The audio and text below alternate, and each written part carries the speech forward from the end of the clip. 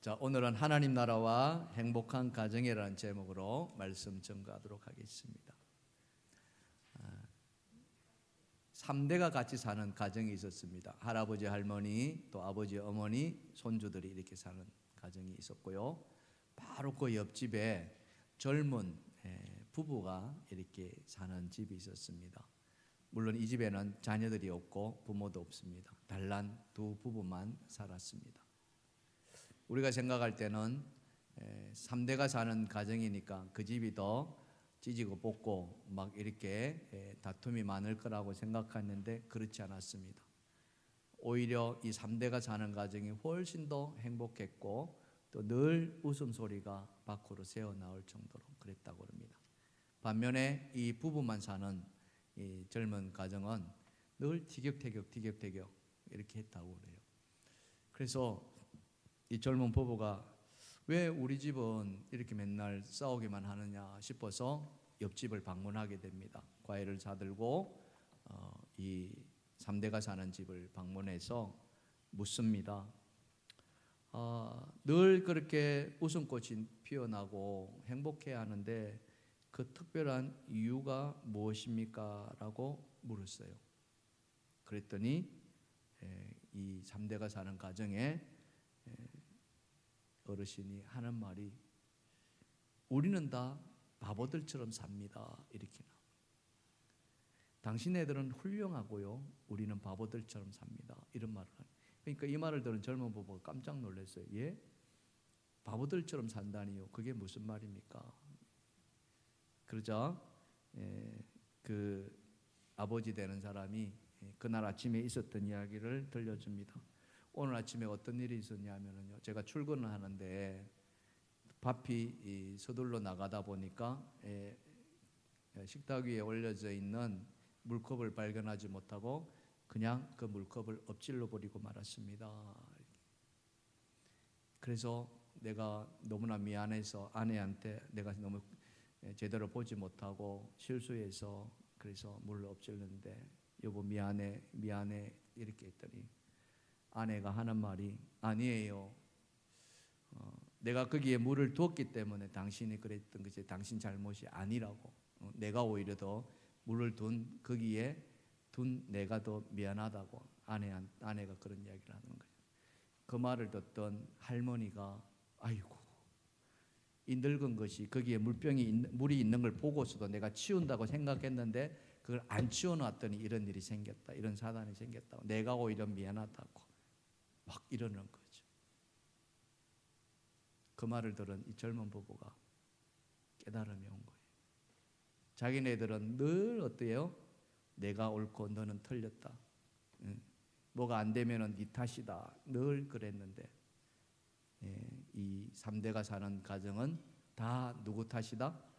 내 탓이다. 내가 잘못이다. 내가 바보처럼 해서 그렇다. 이렇게 그러다 보니까 모두가 다 행복해지더라. 참 우리에게 던져주는 메시지가 있는 것 같아요. 정용철님이라는 분이 마음이 쉬는 의자라는 책에서 이런 글을 썼습니다. 여러분 한번 들어보시겠습니까? 나에게는 사랑하는 가족이 있습니다. 나는 우리 가족을 언제라도 만날 수 있습니다. 이 하나가 나에게 얼마나 큰 기쁨인 줄 이제야 알았습니다. 나에게는 사랑하는 가족이 있습니다. 나는 우리 가족과 언제라도 전화할 수 있습니다. 이 하나가 나에게 얼마나 큰 즐거움인 줄 이제야 알았습니다. 나에게는 사랑하는 가족이 있습니다. 내가 우리 가족 중 한 사람에게 편지를 보내면 곧 답장을 받을 수 있습니다. 이 하나가 나에게 얼마나 큰 위로인 줄 이제야 알았습니다. 나에게 사랑하는 가족이 있습니다. 나는 우리 가족에게 언제라도 선물을 보낼 수 있습니다. 이 하나만으로도 내가 얼마나 소중한 사람인 줄 이제야 알았습니다. 나에게 사랑하는 가족이 있습니다. 나는 우리 가족과 언제라도 같이 밥을 먹을 수가 있습니다. 이 하나만으로도 내가 얼마나 대단한 사람인 줄 이제야 알았습니다. 나에게는 사랑하는 가족이 있습니다. 나는 우리 가족에게 나의 아픔을 낱낱이 이야기할 수 있습니다.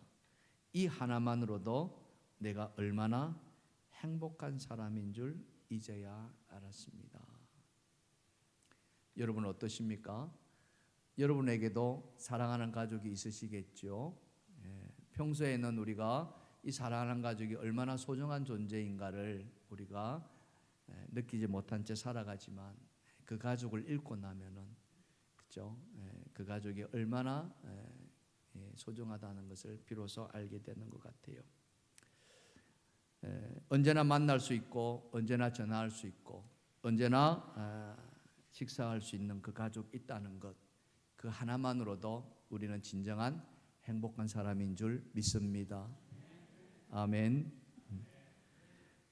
모든 사람은 다 자기가 행복한 사람이 되고자 합니다. 뿐만 아니라 자기가 있는 가족도 행복한 가정이 되기를 원하죠. 하나님은 어떨까요? 하나님도 마찬가지입니다. 하나님도 자기 백성인 우리가 모두가 다 행복하기를 바라고 계시겠죠. 창세기에 하나님께서 사람을 창조하시고 나서 보시기에 심히 좋았더라라고 말씀하시는 것에서 하나님은 우리가 행복하기를 바라고 계실 것입니다. 그렇다면은 우리가 속해 있는 이 가정도 하나님은 행복한 가정이 되기를 원하시고, 특별히 이 5월의 가정의 달, 우리 모든 가정이 다 주님의 은혜로 행복한 가정이 되기를 원하시는 줄 믿습니다. 여러분 가정이 그런 행복한 가정이 되기를 주님의 축복합니다. 축복합니다. 그렇다면은 하나님이 만드시고자 하는 그 행복한 가정을 어떻게 만들어질까 이거죠. 어떻게 하면은 우리 모두가 행복한 가정을 만들어갈 수 있을까? 오늘 성경을 통해서 우리가 그 말씀을 한번 살펴봤으면 좋겠습니다. 자, 첫 번째 행복한 가정은 다 같이 시작. 행복한 가정은 믿음의 원리 위에 세워진다. 이거 참 중요합니다. 믿음의 원리, 이 믿음의 원리. 오늘 본문 1절에 보시면은 이렇게 말씀하고 있어요. 자, 다 같이 시작. 여호와께서 집을 세우지 아니하시면 세우는 자의 수고가 헛되더라. 믿음의 원리에 세워지는 가정에는 크게 두 가지 원칙이 있습니다. 그게 뭐냐면은 첫 번째가 하나님께서 그 집을 세우셔야 한다는 거죠. 아멘입니까? 여러분 집은 누가 짓습니까? 목수가 짓죠. 그죠? 건축하는 사람이 짓습니다. 지금 우리 교회 리모델링 하잖아요. 리모델링 하시는 건축가가 짓는 거예요. 사람이 해야 됩니다. 그런데 여러분 이 세상에서 가장 훌륭한 가장 뛰어난 건축가가 있다면 누구인 줄 혹시 아십니까? 그것은 바로 이 천지를 지으신 바로 하나님이신 줄 믿습니다. 건축가이신 하나님이 우리의 가정을 세우실 때 그 가정은 가장 튼튼하고 가장 안전한 집이 될 줄 믿습니다. 영원히 없어지지 아니하고 영원히 존재하는 그런 가정, 그 가정이 가장 좋은 가정 아니겠습니까? 여러분 예수님께서 산상수훈에서 주신 말씀이 있지 않습니까? 우리가 암송했던 말씀 가운데 진실로 너희에게 이르노니 천지가 없어지기 전에 율법의 1.1획도 결코 없어지지 아니하고 다 이루리라. 천지가 없어지기 전에 뭐가 없어지지 않는다고요? 율법. 이것이 무엇입니까? 바로 하나님의 말씀이라는 거죠. 하나님의 말씀은 영원하다는 거죠. 그래서 하나님이 집을 세우실 때 그 집의 가장 좋은 재료가 뭐냐? 그것은 바로 하나님의 말씀이라는 거죠. 그 말씀으로 세워진 집은 바로 영원한 집이 될 것이고 그 집은 생명이 넘치는 집이 될 줄 믿습니다. 그것이 바로 믿음의 가정이고 행복한 가정이 되는 거예요. 그 말씀 앞에 모든 가족들이 말씀에 순종하는 가정, 그 가정이 튼튼한 가정이라는 거죠. 예수님도 산상수훈을 마치면서 마지막 결론으로 주신 말씀이 바로 그 이 말씀 아닙니까? 마태복음 7장 24절과 25절 다 같이 시작. 그러므로 누구든지 나의 말을 듣고 행하는 자는 그 집을 반석 위에 지은 지혜로운 사람 같으리니 비가 내리고 창수가 나고 바람이 불어 그 집에 부딪히되 무너지지 아니하나니 이는 주초를 반석 위에 놓은 까닭이요. 바로 이겁니다. 가장 안전하고 가장 튼튼한 집은 뭐냐? 바로 말씀 위에 세워진 집이다. 왜? 그 말씀은 영원한 말씀이고 생명의 말씀이고 진리의 말씀이기 때문에 그렇습니다. 하나님이 주신 말씀이 있다는 거예요. 그러니까 재료 자체가 땅의 것이 아니라 하나님이 주신 것이라는 거죠. 아멘입니까? 그래서 어떤 집이 가장 아름다운 집이냐, 어떤 집이 가장 튼튼한 집이냐, 행복한 집이냐, 그거는 바로 하나님의 말씀으로 하나님이 직접 세우시는 집이 되어야 한다는 거예요. 그게 바로 믿음의 원리라는 거예요. 그리고 두 번째 원칙이 뭐냐면은 그렇게 지어진 집에 참된 주인이 누구냐 하는 겁니다. 그것은 바로 하나님이 그 집의 주인이 되셔야 한다는 거예요. 아멘입니까? 믿음의 가정은 어떤 가정이냐? 믿음의 가정은 바로 하나님이 주인 되시는 가정. 바로 그 얘기예요. 실제로 우리가 사는 집은 명목상으로는 그 집에 등기에 되어 있는 그 사람의 소유일 거죠. 하지만 참 주인은 바로 하나님이시라는 거예요. 하나님께서 아담을 만드시고 기뻐하셨다는 건 여러분 잘 아실 것입니다. 심히 좋았더라 이렇게 성경은 이야기하죠. 그래서 그 아담을 에덴 동산에 두시고서 그 아담과 함께 행복한 시간을 보냈습니다. 근데 시간이 지나면서 하나님이 점점 이거 아닌데 그렇게 생각하셨어요. 그게 뭐였습니까? 아담이 혼자 있는 것이 어때요? 하나님 보시기에 좋았어요? 안 좋았어요? 안 좋았어요. 혼자 있는 게 좋지 않아요. 그래서 하나님이 이러면 안 되겠다 싶어서 그에게 돕는 배필을 만들어 주셨습니다. 그게 창세기 2장 18절입니다. 시작. 사람이 혼자 사는 것이 좋지 아니하니 내가 그를 위하여 돕는 배필을 지으리라. 아멘. 예, 돕는 배필이니까 이 여자를 지어서 따로 두지 아니하고 이 남자에게 돕는 자로 만들어 주셨어요. 이게 무엇입니까? 서로 하나가 되게 하는, 부부가 되게 하는 가정을 이루는 것이었죠. 자, 이 둘은 어땠을까요? 행복했을까요? 안 했을까요? 행복했습니다. 당연히 행복했죠. 근데 이 행복이 그렇게 오래 가지 않았습니다. 왜 그렇습니까? 거기에 뭐가 끼어들어와요? 사탄이 끼어들어옵니다. 사탄이 끼어들어서 이들의 행복을 무너뜨립니다. 가정을 무너뜨립니다. 뭘로 무너뜨렸습니까? 말씀을 무너뜨리게 만듭니다. 하나님이 주신 말씀을 흐리게 만들어버렸어요. 하나님은 이 두 사람에게 주신 말씀이 있었어요. 그 중에 특별히 주의하라고 주신 말씀이 뭐였습니까? 동산에 있는 나무의 열매는 먹지 마라. 동산 중앙에 있는 나무의 열매는 먹지 말라. 이거 선악과 먹지 말라 그랬어요. 그게 하나님 명령이었습니다. 먹으면은 반드시 죽는다 이렇게. 근데 사탄은 이걸 흐려버리게 만든. 안 죽어 이렇게. 오히려 너희가 하나님 같이 돼 이렇게 말하는 거예요. 꼬시는 거죠.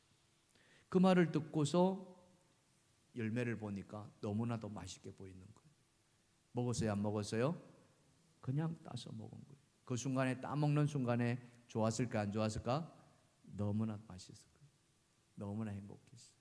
근데 먹고 난 결과가 어떻게 됩니까? 그들이 눈이 밝아졌어요? 안 밝아졌어요? 밝아졌어요. 이게 좋은 의미로 밝아진 것이 아니라 부끄러움을 보기 시작했다는 거예요. 수치를 보기 시작했다는 거예요. 하나님을 두려워하기 시작하는 거예요. 그 전에 그러지 않았거든요. 바로 이겁니다. 그래서 이들이 어떻게 됩니까? 하나님의 심판을 받게 되고요. 에덴에 있었습니까? 없었습니다. 에덴에서 쫓겨납니다. 행복이 어떻게 됐을까요? 행복이 떠나가 버린 거죠. 성경은 말씀하기를 아담은 그 뒤로 땀을 흘려야만이, 그죠? 쉽게 말하면은 죽도록 고생해야만이 먹을 것을 얻게 되고, 에덴은 그렇지 않았거든요. 손만 벌리면은 먹을 것을 있었는데 그렇지 않았다. 그 안에 하와는 해산의 고통을 겪어야 했다는 것이죠. 바로 이것입니다. 말씀이 무너지면은 찾아오는 것은요, 행복이 아니라 힘겨움과 고통이 찾아온다는 거죠. 그래서 행복한 가정은 어떤 가정이냐? 말씀을 가지고 세워지는 가정이 되어야 한다. 그리고 그 말씀의 주인 되시는 하나님이 그 가정의 주인이 될 때 그 가정은 진정으로 안전한 가정, 행복한 가정이 될 줄 믿습니다. 사랑하는 성도 여러분, 여러분 가정이 행복한 가정이 되길 원하십니까? 진짜로 원하십니까? 그렇다면 이 원리를 잘 마음에 새기시길 바랍니다. 무슨 원리입니까? 바로 믿음의 원리로 가정을 세우자. 말씀으로 가정을 세우시고 말씀이 충만하게 하시고 더 나아가서 하나님이 진짜 우리 가정의 참된 주인이시다. 그 가정이 바로 복된 가정이고 행복한 가정이 될 줄 믿습니다. 자, 두 번째 그러면은 성경적 원리는 뭐냐? 어떤 가정이 행복하냐? 자, 두 번째입니다. 자, 다 같이 시작. 행복한 가정은 존중의 원리로 세워져야 한다. 첫 번째가 믿음의 원리라고 한다면 두 번째는 뭐냐? 존중의 원리로 세워야 된다. 가정이 존중돼야 된다는 겁니다. 행복한 가정을 보면은요, 하나같이 이 말을 많이 합니다. 무슨 말일까요? 우리 찬양대 한번 물어볼까요? 어떤 말을 많이 할까요? 사랑합니다. 찬양하셨잖아요. 사랑합니다, 이 말. 근데 그보다 더 많이 하는 말이 있습니다. 그게 뭐냐면은요, 괜찮아, 이 말입니다.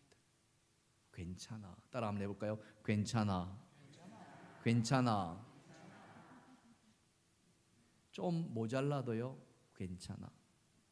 좀 부족해도 괜찮아. 좀 실수해도 괜찮아. 잘못할 수 있습니다. 잘못을 저질러도 괜찮아. 이 말. 서로를 용납해주고 받아주고 이해해주고 품어주고 포용해주는 그 가정이 행복한 가정. 제가 첫 번째 서두에 말씀드렸던 3대가 사는 가정 그렇잖아요. 물 엎질렀어요. 아마 여기 살아오면서 아이가 뛰어다니다가 물 엎지는 경험 참 많았을 거예요. 식탁에 올려놓은 물 그냥 팔로 털쳐가지고 막 물바다 된 적도 있을 거예요. 그때 여러분은 어떻게 하셨는지요? 그죠? 그거 한번 생각해 보시면 괜찮아 했는지 아니면은 아이를 향해서 똑바로 안 보고 눈은 어디다 두고 손은 어디다 두고 혹시 그러지는 않으셨습니까? 웃으신 분들은 다 전력이 있으신 것 같아요. 따라합시다. 괜찮아. 여러분, 괜찮다는 말이 좋은 말입니까? 아니면 좋지 않은 말입니까? 좋은 말이에요. 그렇죠? 우리 이 말 참 많이 할지. 어떤 형태든 간에 괜찮습니다. 그죠? 상대가 미안해할 때 우리가 뭐라고 이야기합니까? 괜찮습니다. 그게 품어주는 말이에요. 그 속에서 뭡니까? 갈등이 생겨나지 않는 거예요. 안 괜찮으면은요, 그때부터 갈등이 벌어져요. 그래서 행복한 사람들은 늘 괜찮아 이런 말을 하는 거죠. 옆에 사람이 여러분 괜찮아 보이십니까? 어떠세요? 그럼 옆에 사람이 이렇게 하면 괜찮아 보이는데요. 시작.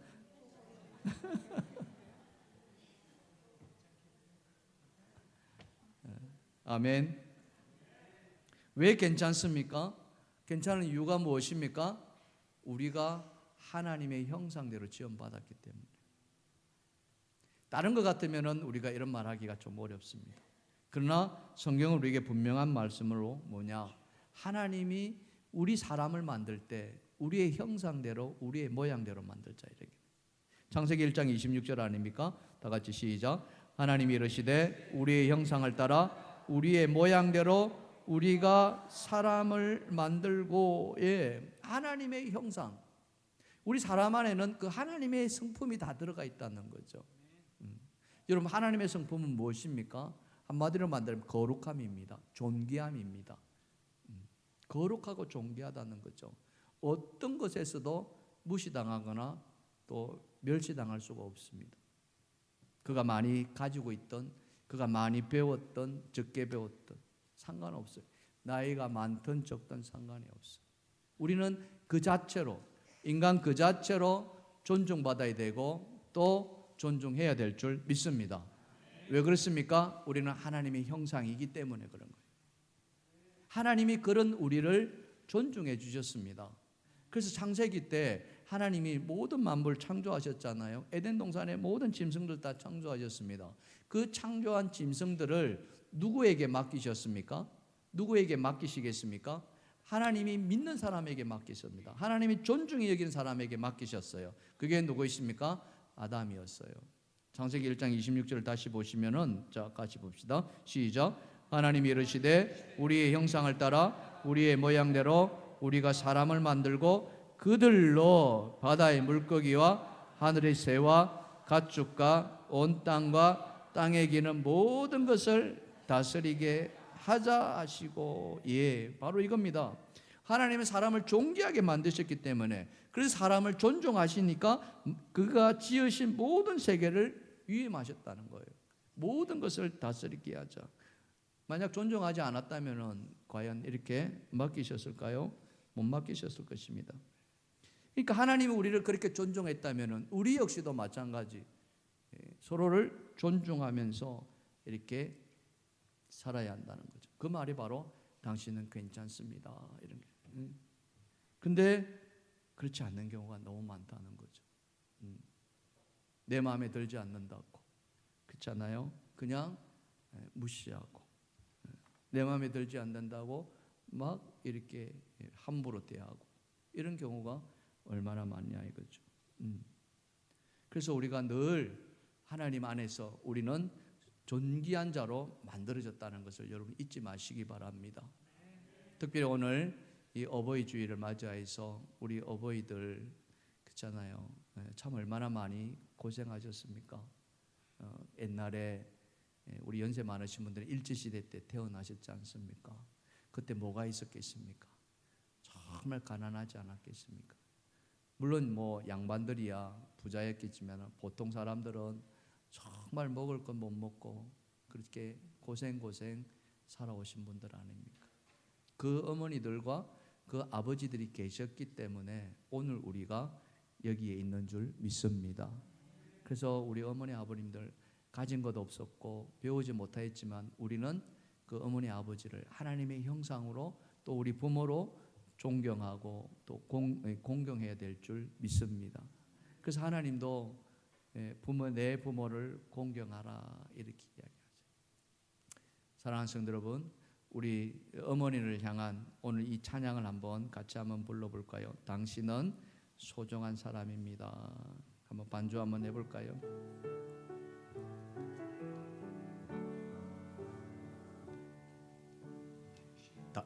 당신은 소중한 사람, 당신은 존귀한 사람, 이 세상에 하나뿐인 당신은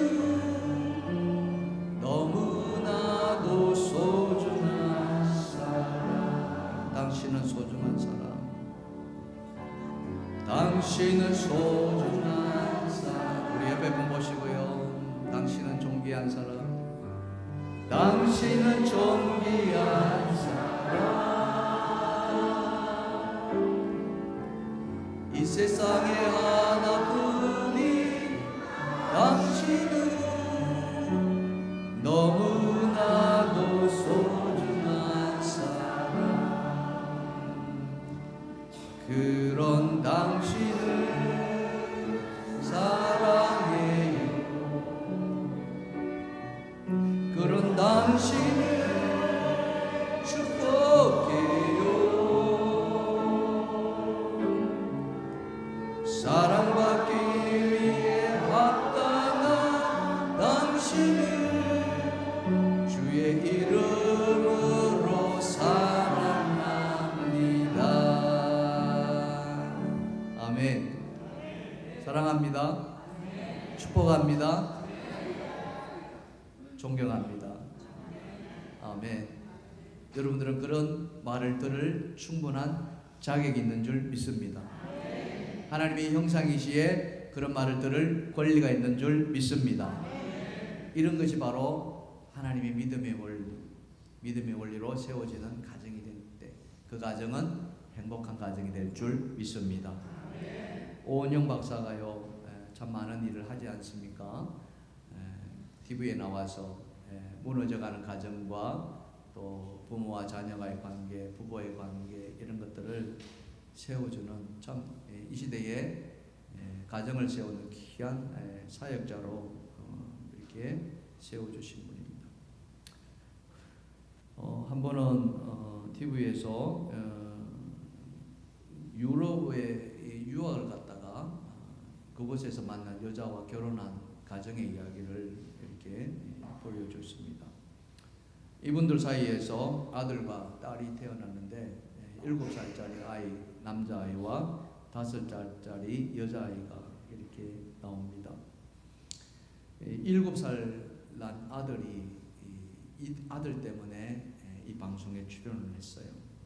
이 아들이 너무나도 산만했고 또 집중도 하지 못했고 또 특별히 그 여동생을 정말 많이 괴롭혔어요. 부모가 보지 않으면 그냥 말로 다 할 수 없는 그런 괴롭힘이 있었고, 오은영 박사는 이 아이가 ADHD라고 말씀하기도 이렇게 했습니다. 근데 겉으로 보면은 분명 이 7살짜리 남자아이가 문제가 있음을 금방 느낄 수가 있습니다. 뭐 그냥 집안에서 뭐 엉망으로 살아가니까요. 근데 이 오은영 박사가 이 프로를 진행하면서 뭐라고 말했냐면은 이 아들의 이 과잉 행동이 부모에게서 비롯되었습니다라고 진단을 하는 거예요. 아이가 문제가 아니라 부모가 문제다 이렇게 이야기를 하는 거예요. 그러면서 이제 그 부모의 이야기를 이렇게 하나하나 살펴가는데요. 이 아빠가 종갓집 장손이었습니다. 그래서 자라면서 커오면서 그 종갓집 장손으로서 굉장히 엄격한 분위기 속에서 가정 환경 속에서 자랐어요. 물론 공부는 잘했습니다. 그래서 유학까지 갈 정도니까. 근데 문제는 뭐냐면은 결혼을 하고서 아이를 낳았는데 그 아이에게 자기가 자라왔던 그런 모든 것을 다 표출하는 거예요. 그러니까 뭐 어린아이가 뭐 실수할 수도 있고 막 그럴 수도 있지 않습니까? 그럴 때마다 엄격한 제재를 가하고 또 심지어는 야단을 치고 더 나아가서 아빠의 입에서 아이의 인격을 모독하는 말까지 그렇게 하는 거예요. 그걸 보기 전에는 아이만 문제가 있다고 보았어요. 그런데 그 아빠의 삶을 이야기하고 그것을 들은 오은영 박사가 사실은 아빠에게 더 큰 문제가 있습니다라고 이야기를 합니다. 여러분, 나이가 어리면 인격이 있나요, 없나요? 있어요, 없어요? 있습니다. 이야기를 지금 이야기하는 거예요. 나이가 어리더라도 그 아이에게는 하나님의 형상이 있다는 거예요. 그래서 성경은 우리에게 뭐라고 가르치냐면은 에베소서 6장 4절입니다. 다 같이 읽읍시다. 시작. 또 아비들아 너희 자녀를 노엽게 하지 말고 오직 주의 교훈과 훈계로 양육하라. 예. 너희 자녀를 노엽게 하지 말라. 그러니까 자녀들도 부모로부터 노여움을 한다는 거예요. 부모의 말이나 부모의 행동 때문에 아이들이 노여워한다는 거죠. 화가 나고요. 그 화가 쌓여진다는 거죠. 아이가 어리면은 부모가 힘이 세기 때문에 어떻게 할 수가 없습니다. 그런데 부모가 보이지 않는 곳에서 정말해서 자기 동생하고 있으면은 그 쌓인 그 노여움을 그 동생한테 다 풀어내버린다는 거예요. 그러니까 동생을 괴롭히는 것이 누구 때문에? 부모로부터 받은 그 스트레스, 노여움 때문에. 심지어는 이 아이가 자라서 나중에 청소년 사춘기를 지나고 더 힘이 세워지면은 부모에게 달라든다는 이야기를 하시는 거예요. 우리가 새벽기도 시간에 묵상 간증집을 이렇게 하고 있고 있는데요. 5월 달에 어떤 묵상 간증집이 있었냐면은 두 아들이 있었는데 큰 아들이 중학생이 되었을 때 아버지가 이 중학생에게 중학생 기념으로 컴퓨터를 사줬다 합니다. 뭐 그럴 수 있잖아요. 그 컴퓨터를 사줬는데 그때부터 이 큰 아들이 이 컴퓨터에 빠진 거예요. 게임에 중독이 돼 버립니다. 그러니 이 아버지가 컴퓨터 사준 것을 어떻게 해요? 후회해야 안 후회해요? 후회합니다. 근데 그 후회를 어떻게 풀어냈냐면은 이 아이를 다그치는 데서 막 야단치는 것으로 아빠가 사줘놓고, 심지어는 아빠는 이 아이에게 아주 인격 모독적인 말까지도 서슴없이 안 합니다. 그 하루는 이 아들이 아빠와 대판 싸우는 일이 벌어진다. 오은영 박사가 하는 말이 뭐라고 하느냐 하면은 문제 아이는 없습니다라고 이야기합니다. 문제 아이는 없습니다. 아이를 양육하는 부모가 문제입니다. 양육의 태도에서 문제가 있지 아이가 문제가 있는 건 없다는 것이죠. 여러분, 우리도 이런 말 참 많이 하지 않았습니까? 여러분 잘 한번 생각해 보세요. 속 썩이는 아들이나 딸한테 하는 말이 이런 말이었습니다. 저 아이는 도대체 왜요? 누굴 닮아서 그러지? 그렇죠? 누굴 닮았어? 근데 누굴 닮았어요? 그 자식이 어디서 나왔습니까? 누가 키웠어요? 다 우리가 한 거예요. 그 아이가 문제가 아니라 사실은 누구가 문제예요? 부모가 문제예요. 그 이야기입니다. 그래서 성경이 말하기를 자녀를 노엽게 하지 마라. 훈계할 수 있습니다. 근데 그 훈계를 뭘로 하라? 주의 교훈과 훈계로 양육하라고 이야기해요. 주님의 말씀으로. 그 이야기. 자녀가 어리다고 무시하지 말고요. 인격체로 존중하라는 겁니다. 어린 자녀이지만 그 안에 하나님의 거룩한 형상이 있다는 거예요. 그래서 그 인격체로 존중할 줄 알아야 된다. 이게 바로 존중의 원리라는 겁니다. 그렇게 존중의 원리로 세워진 가정은 자녀를 무시하지 않고요. 막대하지 않습니다. 화난다고 그냥 막 이렇게 마구잡이로 하지 않는다는 거죠. 지혜로 다스려 간다는 거예요. 여러분, 우리 가정이 모두가 다 행복해지기를 바라고 있습니다. 이거는 우리뿐만 아니라 모든 사람이 다 그런 거예요. 가정의 달을 맞아서 우리나라의 한 그룹에서요, 직원들을 대상으로 설문조사한 것이 이렇게 보도가 된 적이 있습니다.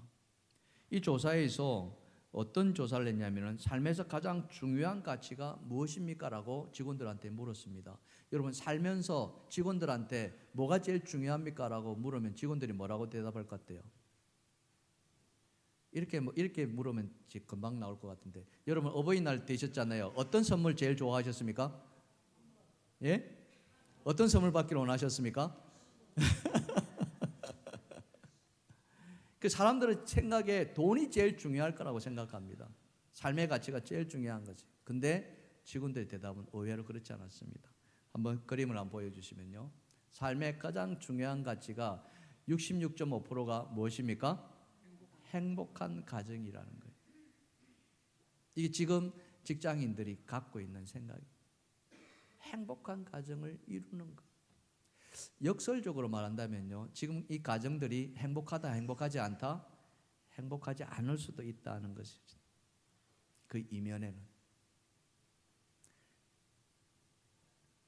경제적인 부나 경제적인 성공도 물론 중요한 가치입니다. 직장인이기 때문에 그렇죠. 또 나의 만족과 자아실현 이런 것도 중요합니다. 그러나 그것은 일부에 불과할 것이고 66.5%나 되는 많은 사람들이 행복한 가정이 인생의 가장 중요한 가치다. 이렇게. 그럼 언제 이런 행복을 느끼느냐? 그죠? 언제 이런 행복을 느끼느냐? 이렇게 물었더니 언제일 것 같습니까? 그것은 바로 가족과 함께 대화 나눌 때 행복을 느낀다. 이렇게. 가족과 행복. 뿐만 아니라 힘든 순간에 옆에 있어줄 때 행복하다. 제가 서두에 여러분들한테 책 하나를 소개해 드린 적이 있지 않습니까? 마음이 쉬는 의자. 나에게 사랑하는 가족이 있습니다. 우리 가족과 언제라도 같이 식사할 수 있습니다. 이 하나만으로도 내가 얼마나 행복한지 모르겠다. 내 아픔을 낱낱이 이야기할 수 있습니다. 이 하나만으로도 내가 얼마나 행복한지 모르겠다. 바로 이거예요. 여러분, 행복이 멀리 있는 것이 아니라 바로 가까이에 있다.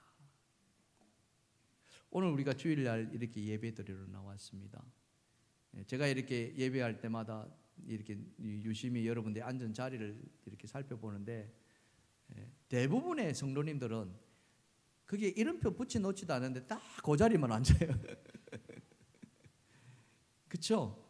딴 자리 안 가도 꼭 그 자리에 앉으셔요. 신기합니다. 내가 그렇게 앉으면 옆에 사람도 똑같이 그렇게 앉아요. 근데 오늘 내 옆에 앉은 사람이 보이지 않습니다. 그러면은 우리는 궁금해합니다. 아, 집에 무슨 일이 있나? 뭐 그럴 수도 있지 않겠습니까? 그런데 한 주가 아니라 그 다음 주에 또 안 나옵니다. 2주, 3주 안 나오기 시작하면 어떻습니까? 은근히 걱정되기 시작합니다. 그래서 오늘 내 옆에 이 성도님이 와 있는 그 자체가 뭐예요? 감사하고 행복한 거예요. 아멘. 없으면은요, 그때부터 우리는 염려가 되고 걱정이 됩니다. 오늘 옆에 계신 분한테 이렇게 한 말씀 해봅시다. 당신이 와주셔서 감사합니다. 당신이 있는 것이 행복입니다. 아멘. 예, 정말이에요. 우리가 상실하지 않고서는 그 존재를, 그죠? 귀하다는 것을 잘 못 느낀다는 거예요. 잃어버리고요.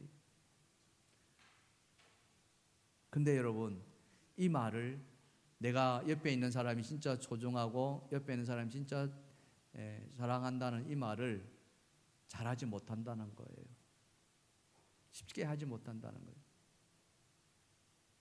가정 안에서, 그죠? 자녀와 부모 사이에 자녀가 부모에게 사랑합니다 이 말을 얼마나 자연스럽게 할 수 있느냐. 여러분, 생각보다 의외로 그 말을 하지 못한다는 거예요.